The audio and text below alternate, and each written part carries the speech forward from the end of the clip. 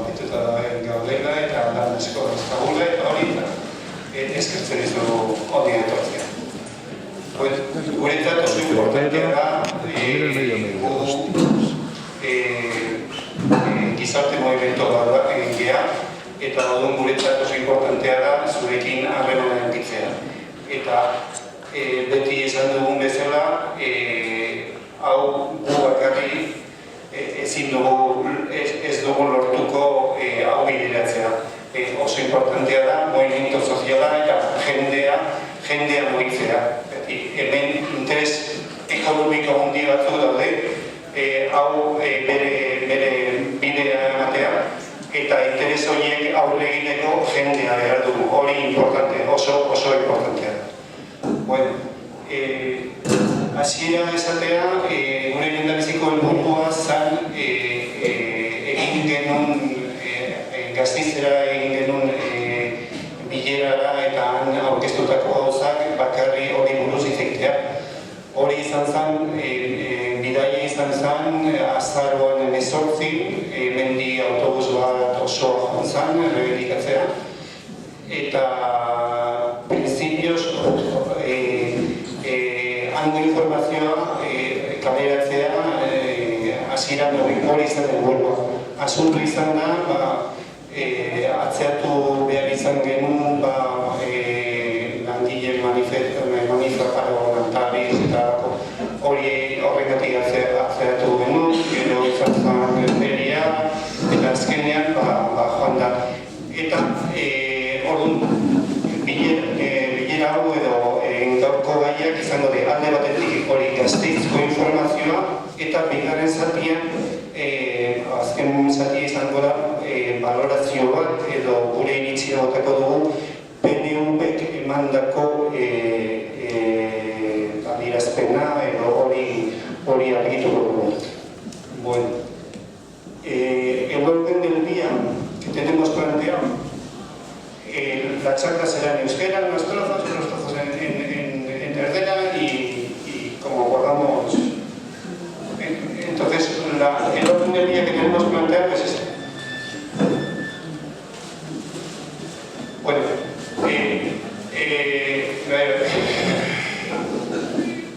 ahora esta es nuestra dirección de correo. Yo os aconsejo que si queréis estar bien informado, bastante mejor que lo que habitualmente nos informamos, aquí hay muchísima información en esta dirección de correo y que la cojáis y la miréis. Por un lado está nuestro blog con la información propia de Tolosa y después hay información sobre sanidad a nivel nacional y a nivel de todo buenísima. O sea que si queréis estar informados realmente de lo que pasa con la sanidad de aquí, de Euskal Herria, de España y del mundo, acudir aquí que hay muchísima información y os aconsejo la dirección.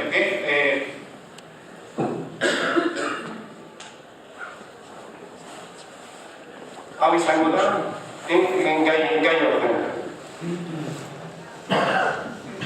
¿Qué fuimos a solicitar a Gasteiz? Razones para realizar estas solicitudes. Actitudes mostradas por los distintos partidos políticos que acudieron. Valoración de topa del viaje ese que hicimos y de la presentación que hicimos.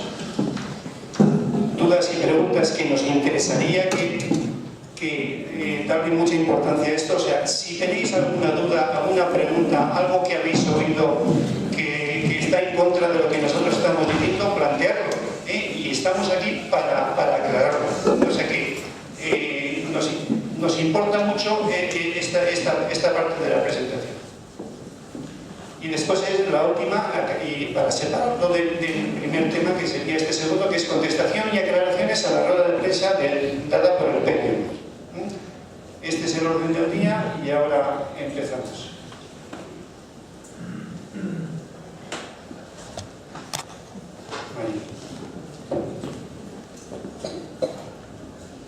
Bueno, dakizue bezala, azaroan 26 uste zala, zen oso ondo, 28, ginen topako Gasteizera, ez da? Da orduan, ginen area planteatu gure eskaerak eta gure zalantzak eta bar ez da. Eskaera hau bakarrik lango konparezentzia ez da, izatea guk esan behar genuen gure eskaerak eta bar, eta ez eman debaterik. Bakarrik egiten zuten lango partaidek eta gobernutik eta alderdi politikotik etorri zirenak, bakarrik galderak. Eta orduan ez ziren ematen aukera debate baten sartzeko, bere iritzik emateko baizik, zan guk planteatu gure reivindikazioak eta berak emango ziren, egingo ziren galderak. Orduan, hau esan da, gure eskaera izan ziren, dakizuen bezala, nari pasako naiz, zergatik ja 3. urte bete behar dugu, toparen koordinadora sortu zala, datorren egungon, izango da. Eta orduan, 3 urtetan, azaldu dugu, hainbeste eskurritan, baita beste asamladotan, eta gure eskaerak. Eta orduan, hasiko naiz izaten,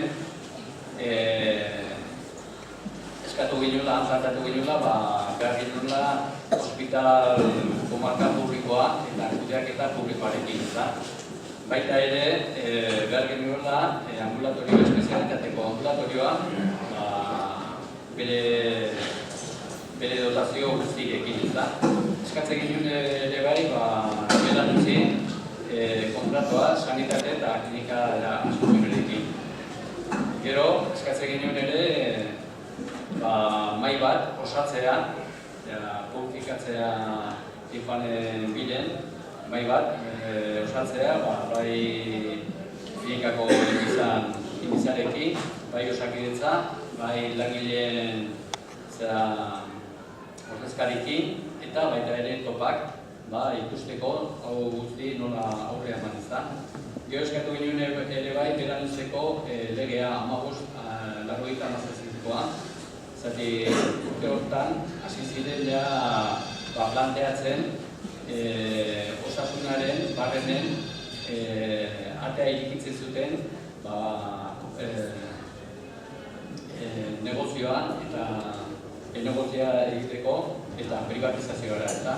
Hemen esan behar da, lege hau onartu zala Espainiko Kongresun, PP, PSOE, PNU eta Koalizion Kanaria eta CIUren botorekin, eta orduan hau izan zen ja esate bateako pistoletaz de salida osasunaren privatizazioaren alde ez da. Orduan, dakituen bezala, inari pasako naiz, bakizue gukeala eskualde bakarra daukaguna Euskal Herri osoan, ez daukaguna hospital publikoa eta kudeaketa publikoarekin ez da. Gu badakigu, hemengo ospitalea zer da, negozio bat zer da, negozio aurreneko helburua da enpresa bat, bere helburua da etekinak ateratzea ez da. Orduan gu, betiko esenploa jarri dugu, 10 eurotik 7 prestatzen da baldintzak eta zerbitzu emateko eta beste etekinak hori betetzeko ez da. Orduan ikusten da, induzioekin, izango da zerbitzu eskaxagoa ematen ez da. Baita ere, esan behar da, ambulatorio espezialitateko ambulatorio ari direla desmantelatzen ez da, eta ez dakitzeko kula, eunetik hogei desmantelatuta dago. Eta orduan, hasita dago privatizazioa sakonen ez da. Baita ere, esan behar dugu, Tolosako ospitalea, Asunción, izan dela, punta lanta bezala, privatizazioaren alde Euskal Herrian ez da. Baita ere, lehendikan beste zerbitzu privatizatu, osateke eta bazegoan, baina hola argita garbi eta publikoki gehien ikusten eta ospitalea zerbitzu guztikin, aurreneko ospitalea privatizatzeko, hemengo Asunción ez da. Privatizazioarekin eta kontzertukin ikusi dugu hobetzea joan beharren jundiela gauza okertzen ez da. Orduan,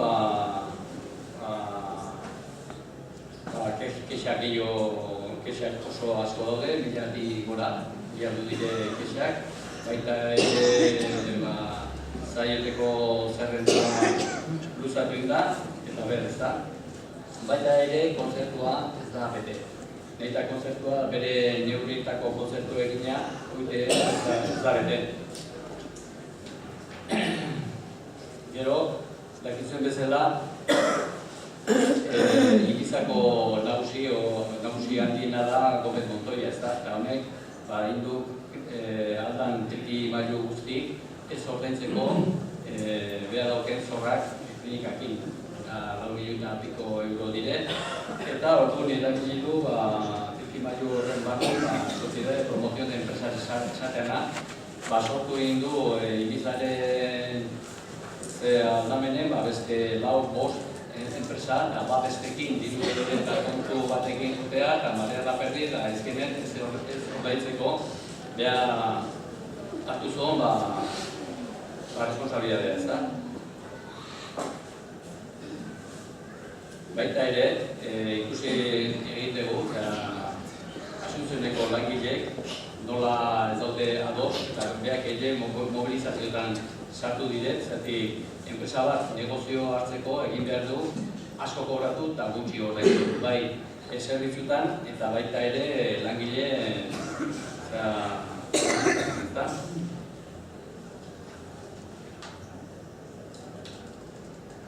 orduan lege hau 15/57koa ordu ematen du posibilitatea negozioa egitea gure osasunekin, ez da?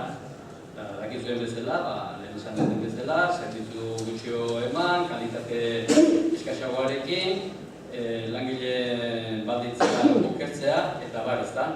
Orduan eskatzen dugu baita ere, eskatu genuen ere, beste lege berri bat egiteko, babesteko, benetako babesteko sanitatea, ez da? Orduan hau dena esan da, pasazan beste mota batea, eta berak asistentzia berak egiten.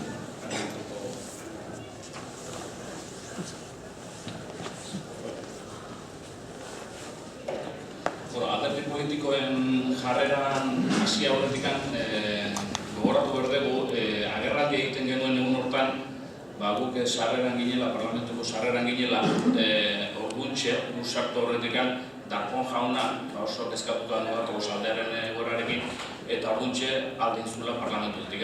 Adierazten du ere, nahiz eta agerraldi bat egon, sailburuaren jarrera zentan Tolosarekiko gai honekin ez. Orduan, bea aldintzun, baina bere laguntzaile bat gutzizun barruan, eta ontzan beste gela batean gure agerraldia ikusten. Orduan, izan da Rafa Iribarren, egon parlamentuan, egon beste gela batean, etzun artegirik eman, eta orduan, tikuak jarraitu duzun gure agerraldia bere osotasunean ez.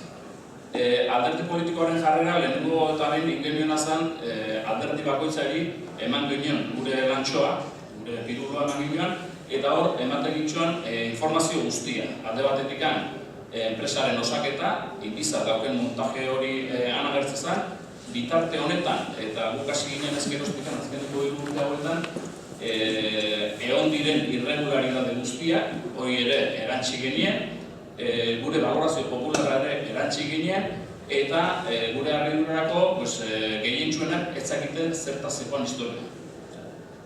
Ez zakiten.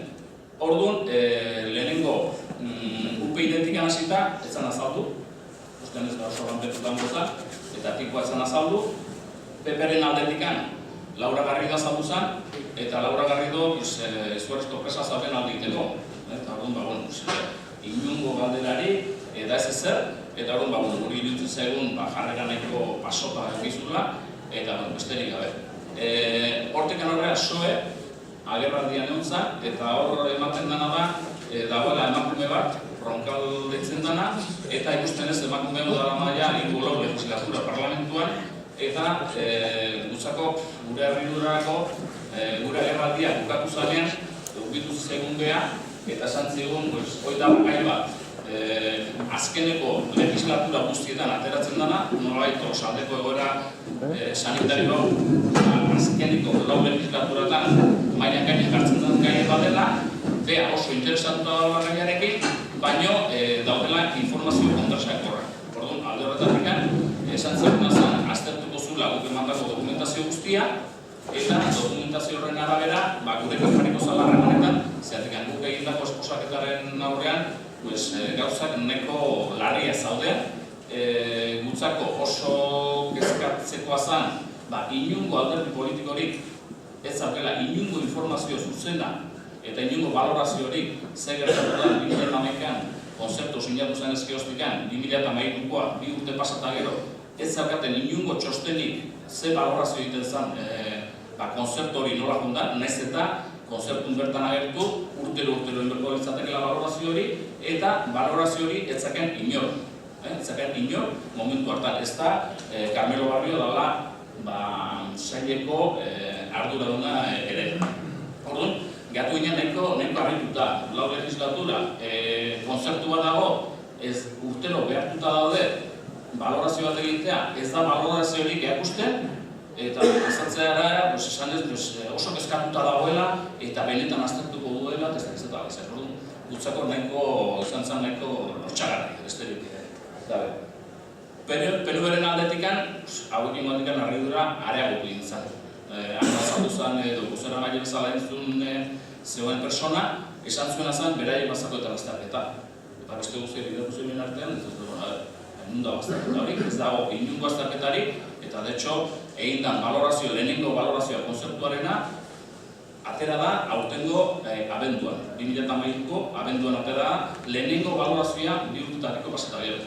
Orduan, gure arridurako, tipoak esan ziren, bazterketa egiten dela, informazio kontrajarriak daudela, eta gero, ja izan nuen, elkonu honez, alde batetik galdetu zigun, guk planteatzen balin badegu publifikazioa, beha dakidanez, que el señor Montoya no tiene intención de vender la clínica. A ver, nola inberdeun publifikazio hori. Eta publifikazio hori aurrea eman alizateko abestintzu dien gure idea. Ordu izan ginen azan, hortarako dagoela bea, parlamentuan oso ondo kobratzen, eta hori beraien giela, ez guri. Orduan, gure arridurarako, entzantzan nahiko teatro ez. Gero, ikusi duguna da, Bilduren aldetikan, erabat konpartitu egiten da, topatikan egiten da planteamentua, publifikazioaren alde daukate apostua eginda, eta de hecho, aurtengo aurrekontuari begira, sartu zuten proposamen bat, ez da onartu, baina sartu zuten proposamen bat alde batetikan onkologiko bea publifikatzeko eta hortarako bideratzea 20 milioi, eta klinika Asunción, edo Onbiza klinika publifikatzeko bidean jartzeko planteatzen zituzten 18 milioiko aurrekontu bat. Hau atzera bota da, beste alderdi politiko guztiek ez daudelako ados publifikazioarekin.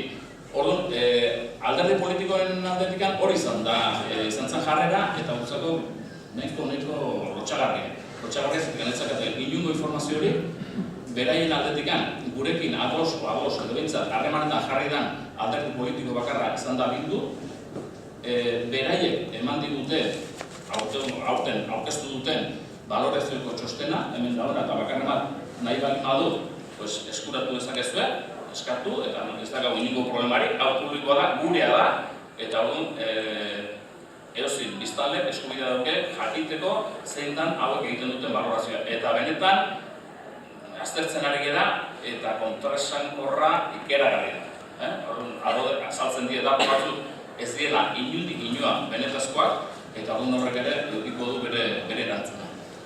Eta alderdi politikoen aldetik hori izan zen, pixka bat, egon zen jarrera. Gure sensazio izan zen, jendea erratatu zula nahiko deseroso, zertik esaten dena da, konzertuan, valorazioa inberdala urtero, eta resultak ere pasadira, 2011-an pasadira 3 urte, eta ez dago inungo valorazik aurtengo arte. Orduan, PNV-koak esatezun, baiez, bazoga valorazioa, baina beste alderdi politiko guztiak esatezuten ez. Orduan, katxonte bat, ez. Eta gero, Balorazioa egiteko orduan, ikusten duguna da, gure papera da, errebindikatzea momentu honetan tolosaldeak eta dela da urte batzuk errebindikazioen alde, eta guk ikusten egena da, errebindikazionei benetan heldu beharren eta mahai bat osatu beharrean egiten nahi dena da kontrako bidea. Hauek jarraitzen dute, eta PNV-ren azkeneko adierazpenak argi eta garbi privatizazioaren alde, eta guk bitartean gaude klinika publiko badena, 195 guztion artean ordaintzen dugu, hor gertatzen dena da, eta diferentzia edo etekin ekonomikoak Montoya jaunak ematen ditu bere txera. Orduan, horralde horretatik ambulatorio desegiten ari da, eta gero gainetik daude kontrasan pila bat. PNV esaten duena da, gero jarri sartuko da, baina PNV gauz baten artean bintzat, garri adierazten dena da, nota hori ez dutela hemengoak egin, baizik eta Gasteizitik datorrela, zertik, konzertu ez dute irakurri. Hemengo jendeak ez du konzertu irakurri, zertik, beste gauz batzuen artean esaten dena da, 2 urte pasatakoa konzertuan, aurtengo datuko litzateke, klinikak asumitu behar ditula funtzio guztia eskolde osoan, eta hauek esaten dutena da, es que nosotros como tenemos cercanía con el Hospital Donosti, somos unos privilegiados. Y de eso también, ¿no? Pero tiene un hospital comarcal. Eta hauek esaten dutena, konzertu esaten dena da, que se tiene que capitalizar todos los recursos, y eso quiere decir, Antoine tiene que venir necesariamente a la clínica de Asunción y no irse a la residencia como hasta ahora. Orduan, garbi dagoena da, ez dutela irakurri konzertua. Beste aldetik, garbi genuen zen, anazaltzen zauden alderdi politiko guztiak, gila guztiak, bilduken duta, beste guztiak lege famatu hau, 15/17, nun posibilitatzen da esku pribatuak sartzea negozio egiteko kliniketan eta osasun publikoan, horien aurkakotea oso zaila genuela eta norabide beraien jarrera etzala aldatuko inundik inoa. Eta gero beste aldetik garbi dagoena da guk eskubidea daukagula agerraldi horik egiteko, 20 minutuko agerraldi bat egiten dugu, baina horrez da inungo erabakirik hartzen, eta inkluso beraiek hartutako konpromisoak gurekin harremanetan jartzeko eta aztertzeko guk emandako informazioa okerra balima da zuzentzeko eta bideratu izateko, ez da gaur egun japasa dira hilabete batzuk eta gurekin inor ez da harremanetan jarri. Orduan, pensatzen dugu eta jarraitzen dugu pensatzen guk emandako datu guztiak benetakoak diela eta alde horretatik ez dagoela, ezin dagula etxoin beraien aldetik ningún jarrera aldaketarik. Orduan, guk ikusten duguna da momentu honetan mobilizazioekin jarraitu gara daukagula, arazo gehiago sortuko dira, eta orduan alde horretatik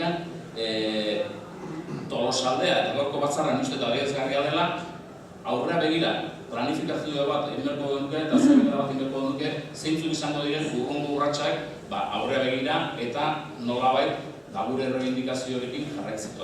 Guk garbi daukaguna da Tolosaldeak ospital publiko bat behar duela, eta guk ezin duguna da gutxi gure dirua esku pribatutan utzi beraien negozioak aurrera egin izateko. Bueno, orain da zuen txanda. Garantieraren baldin baduzue. Si tenéis alguna pregunta, este es el momento. Si tenéis alguna duda, este es el momento. Si aquí habéis recibido información que no corresponde con la que habéis recibido de otros sitios y otros medios y la quisierais aclarar, tranquilos, preguntad.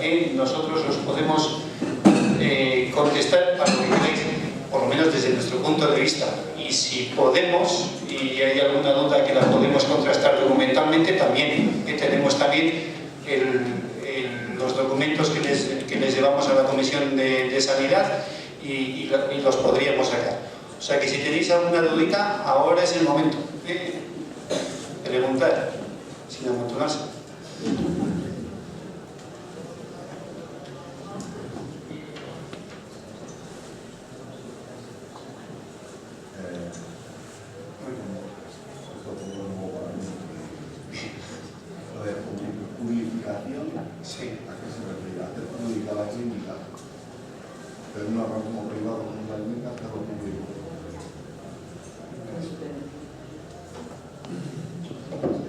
Bueno, nosotros pedimos la publicación de la clínica.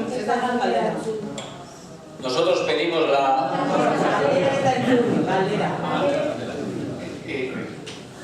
¿Qué es la publificación? de la Clínica de la Asunción. Sí. Nosotros cuando comentamos, como hemos dicho antes, que empezamos ya hace 3 años en esta coordinadora, nosotros en un principio lo que reivindicábamos era el ambulatorio de especialidades que se mantuviera y que se dotara de todos los medios, ¿no? Y pedíamos un hospital comarcal de gestión pública. Entonces, analizando un poquito todo el tema, vimos que en ese momento ya estaba ya la Clínica de la Asunción dando servicio complementario a la salud pública, porque todavía no estaba el concierto este último.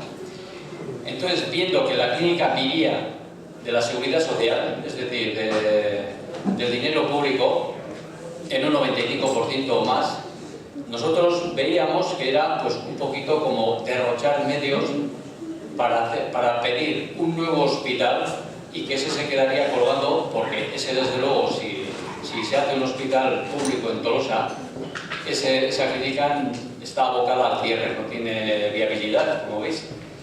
Entonces nosotros, haciendo un gesto y una valoración, pues dijimos, aparte de todos los trabajadores que hay ahí, pues dijimos, no hay por qué pedir hacer un nuevo hospital, sino que publicar la clínica, porque aparte de todo, la clínica tiene una deuda con la Seguridad Social, Hacienda, Fogasa, etcétera, tiene una deuda de 4 millones y pico de euros, ¿no? Entonces, a través de las tramas que ellos hacen con la ingeniería económica, pues no han devuelto ese dinero. Entonces, nosotros, haciendo una valoración de todo eso y pensando un poquito que no eran tiempos de derrochar medios ni dinero, pues lo que exigimos es la publicación de la clínica, porque realmente en parte es nuestra, porque ya en el año 92 las instituciones públicas le dieron 2.000 millones a la clínica porque estaba en quiebra total. Entonces, cuando se hizo el nuevo concierto y lo compró el señor Montoya, y lo compró por 1 euro, y tomó el compromiso de devolver toda esta deuda, cosa que ha devuelto pues aproximadamente unos 6.000, 7.000 euros anuales, y tenemos calculado que para pagar esta deuda con ese modo que tiene él de pagar, pues igual tardará 200 años. Entonces vemos que esa clínica es nuestra realmente, aunque jurídicamente y con los entramados que ha habido y etcétera, etcétera, pues esa es nuestra razón principal, el que pedimos que esa clínica en concreto, se convierta en pública, de gestión pública. Y ese es más o menos el... ¿Se te ha contestado? Este señor se comprometió a pagar una deuda y ha hecho una ingeniería económica de una empresa unas empresas que se autocontratan entre ellas. Entonces los costos de las actuaciones se los ponen mucho más caros para que no dé resultados económicos. Entonces, como no tiene beneficios, no puede pagar la deuda. Los beneficios los tienen las otras empresas, que son de ellos también, pero entonces están todo el rato jugando con eso. O sea, este es un señor, un mafioso como la copa de un pino. O sea y en estas manos nos quieren dejar la sanidad pública, quieren dejar en manos de un señor que su finalidad es sacar dinero con nuestra salud. Entonces, pues verdaderamente vergonzoso, y que se opte por esa y se diga que se quiere esa opción, pues desde nuestro punto de vista vergonzoso. ¿Más preguntas? No, tiene más. Es un lobby de estos de... Eso es un lobby, lo tenemos... Todo es de él. Él tiene el 99,99% de las acciones de todas las empresas. El resto, el porcentaje ese pequeñito, la mujer y el hijo. Pero la empresa es totalmente de él. Y además, con el tema este, es que no lo decimos topa, sino que a raíz de un conflicto laboral que ha existido en la clínica, que se les pedía, como el concierto, pues se les ha reducido la aportación que les daba el Departamento de Salud de 20 a 19 millones.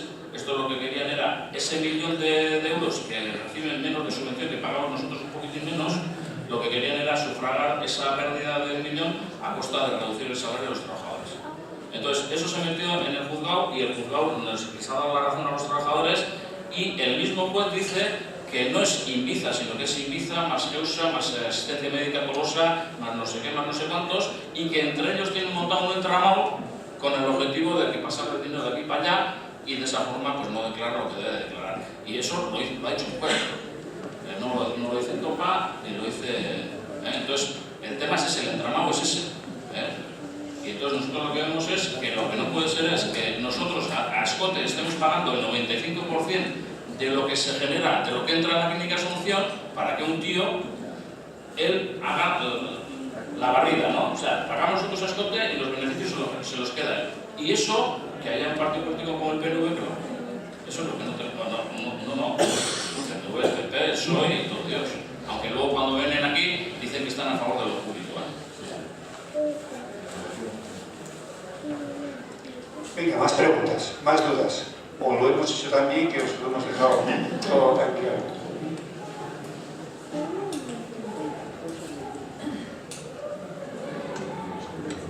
Yo quería hacer una reflexión, una propuesta antes. La información que dais, a mí me parece que es bastante completa, es la cosa que se entiende bien. No puedo poner como tirano de todos los aclaraciones que hacéis.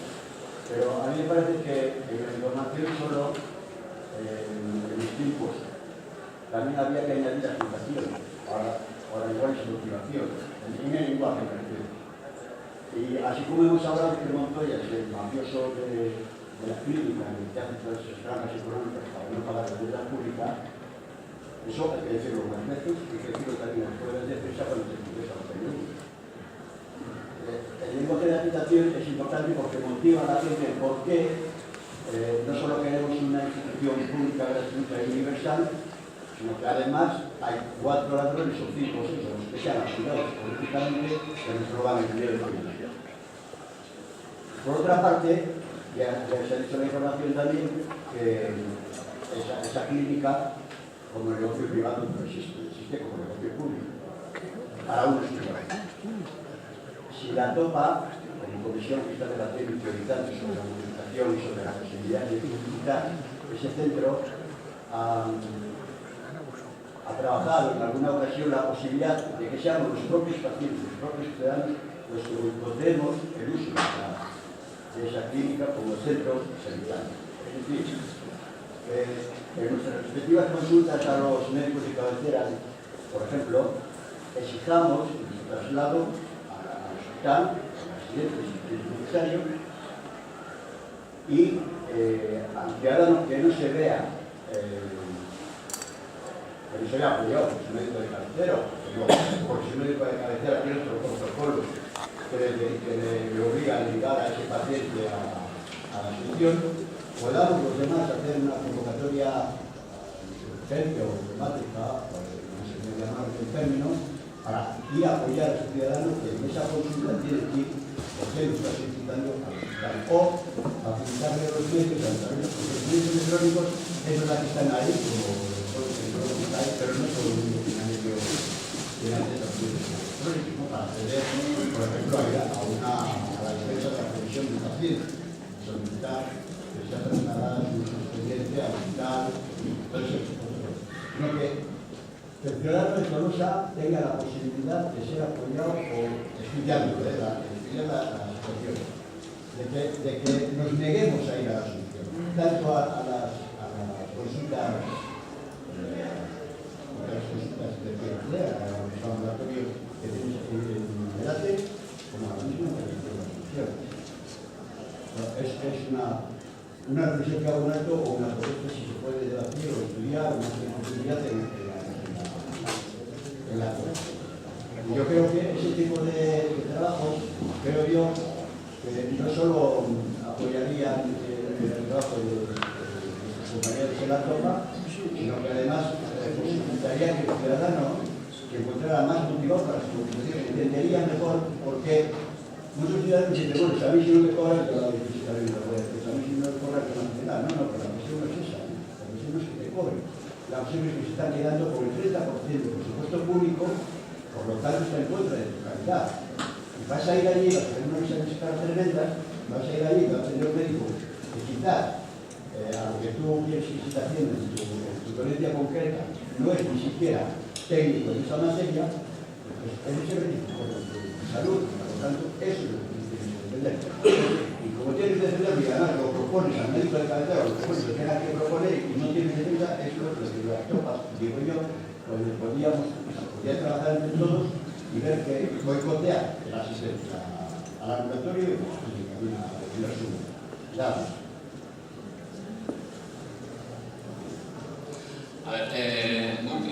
Xuemarekin ados egon da, hori irutzi zaiguna da nahiko zaila praktikan aurre eman alizateko, ez?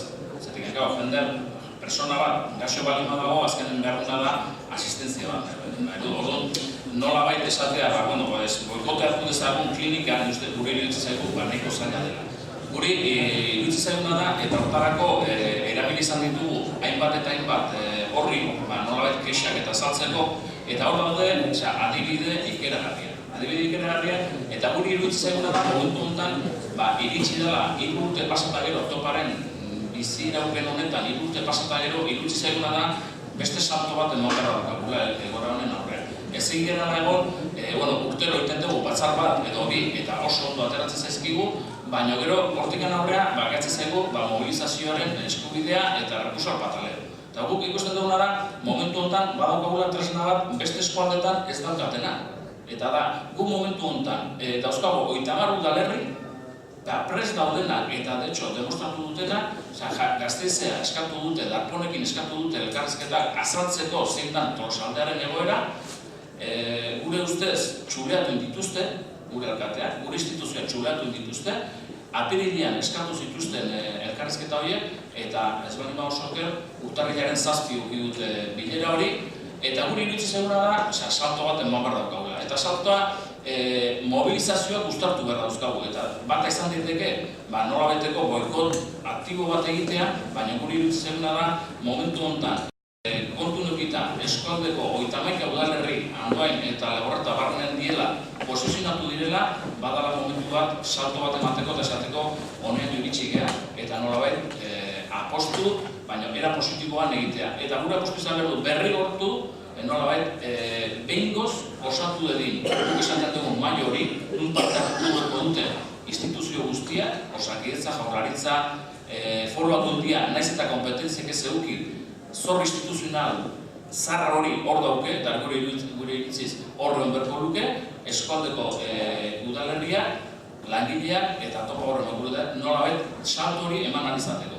Zeratik abestela dut zaigu, insumizio apostu hori egitea, Tolosaldeako 75.000 biztanleen aldetikan, nahiko zaila irutzi zaigu. Baina bai daukagula tresna hori, eta guri irutzi zaiguna da, alkate beraiek ikusi beharko dute, baina ni uste dut momentu honetan salto bat eman behar daukagula egoera hau behingoz soluzionatzen. Venga, Guillo.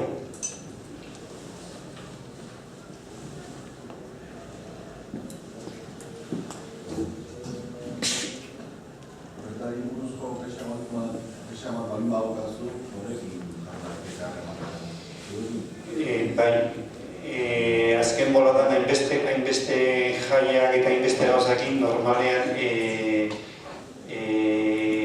ez gea hor larun batero azaltzen, baina larun batetan egoten gehan normalean hor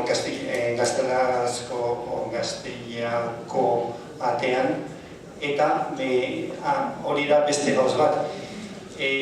Gu gea gizarte movimiento bat, osatzen da personas. Gu elkartzen gea asteartero, abastos badakizuen dagoen, eta oso pozik egongo ginateke jende gehiago etorriko baliz. Gu gabiltza hori urtez jotake, baina jende gehiago azalduko balit, eta asteartero 8 abastozen horietako lokal batean edo kexaren bat bali baduzue, baita ere ara joan aldo zuenean. Baina, hori da gutxura bera, bideratzeko modu baita ere ambulatorioan ere bai badaukazue kexa aurkezterik. Guk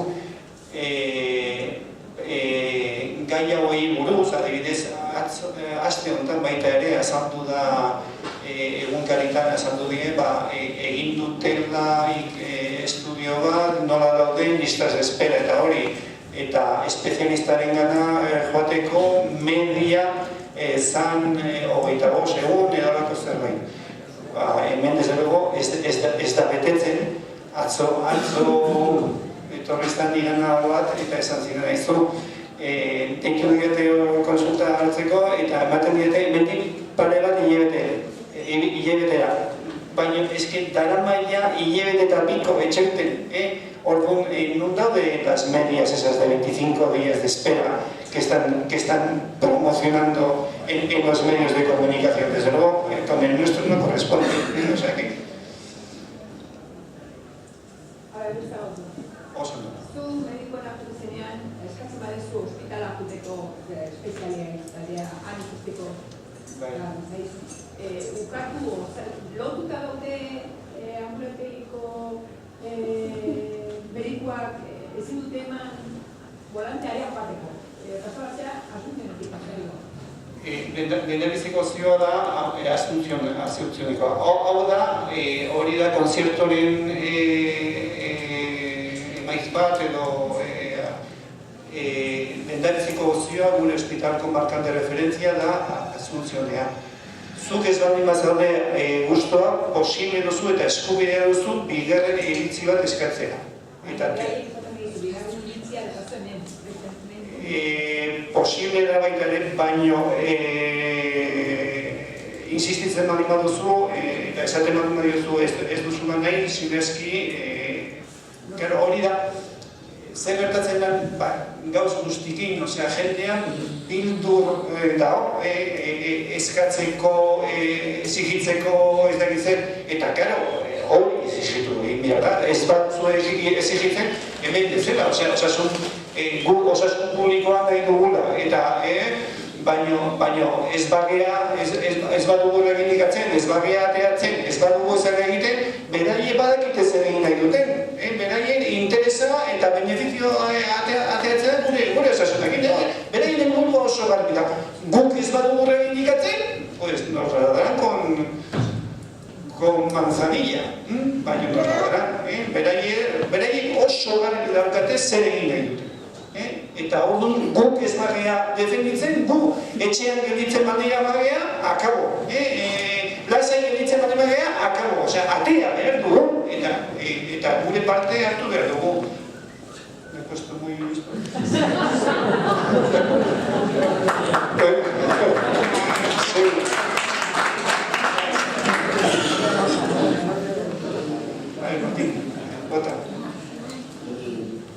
Tolosako udal batzak osorik zer jarrera du honen aurrean, informazio dena edukiko duten, edo zartukuta daude, edo zer jarrera dau udal batzak horretarako.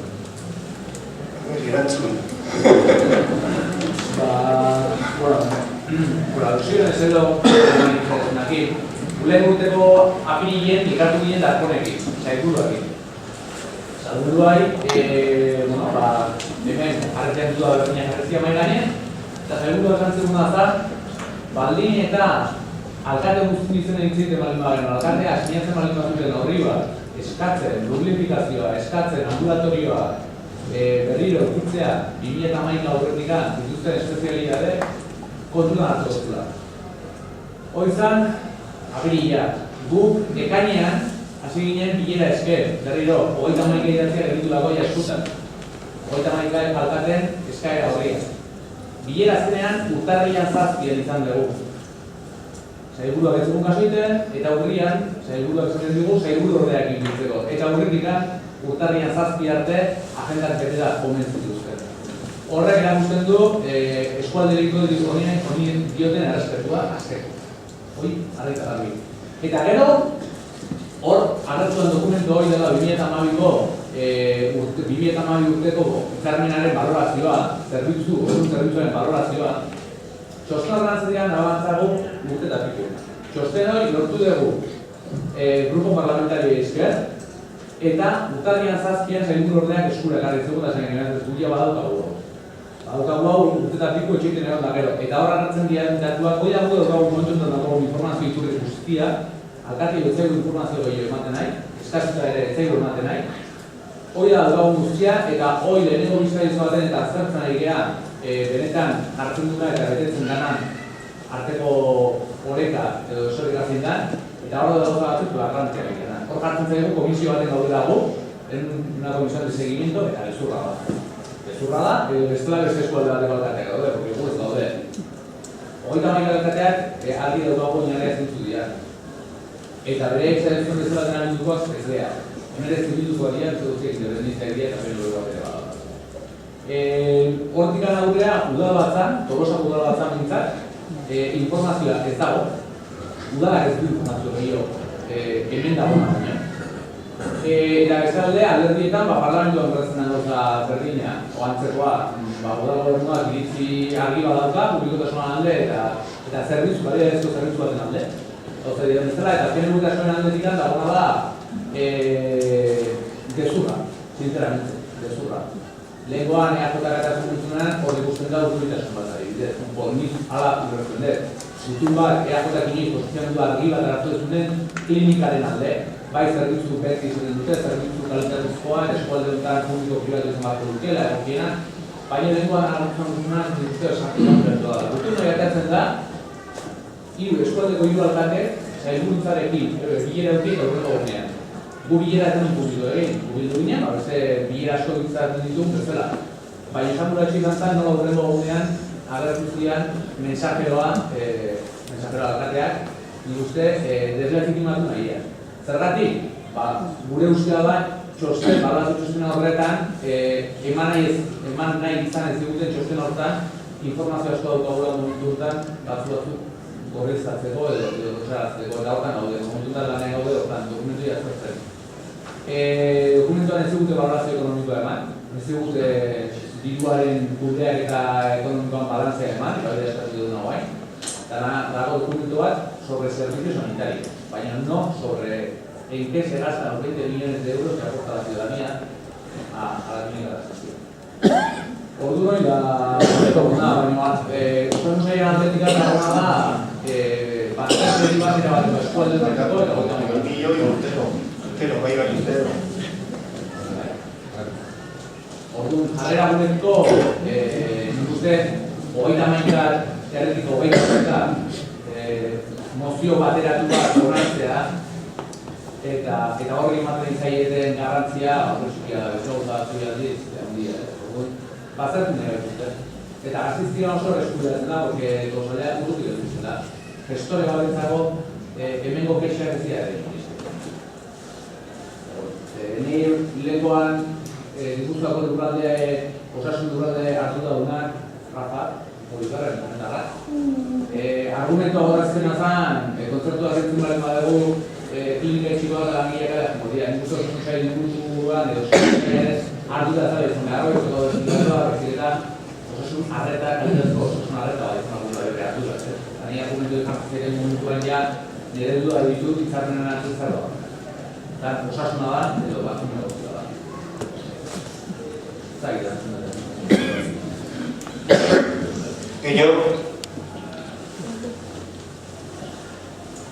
Galdera bat, parkinak ze enpresa ematen du?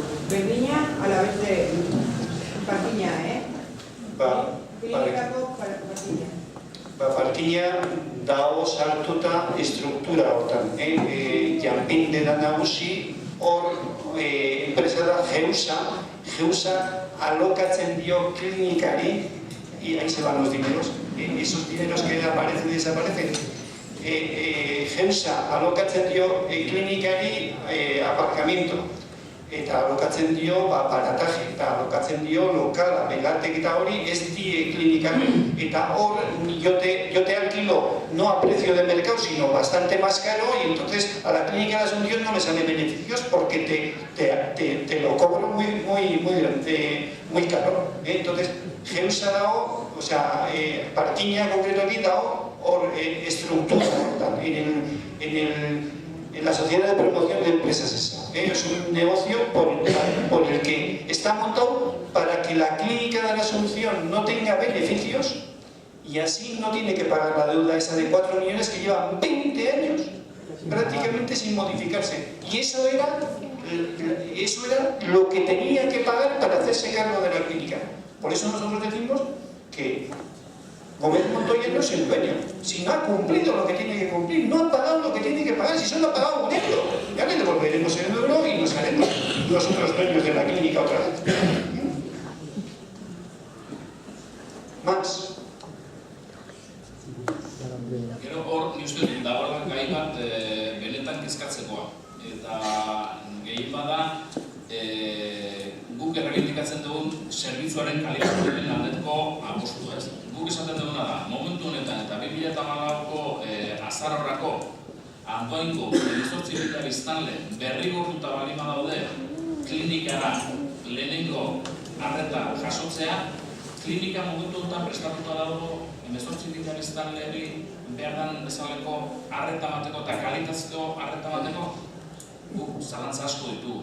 Hemen, Ibai alkatetza hartu aurretikan, 2 egun lehenago, Bildarra sinatu zuen dekreto bat obrak egiteko, klinikan ampliazioa, egokitzapen bat eta zerrizeta bagizena egiteko, obraie edo baimenura deklaratu zen nulo de pleno derecho frauden egita zegoelako, obrak ez dira hasi, enpresa, klinika ez du berriro baimenik eskatu ampliazio egokitzapena eta bost guztioik egin izateko, jarraitzen du leheno zegoen bezala, eta guri harriduraz ikusten duguna da nola da posible instalazio horietan 15.000 persona gehiagoko arret, danak ez dira esatuko, baina hemen etortzen baldin bada horako bolara bat, nun hartatuko dituzte.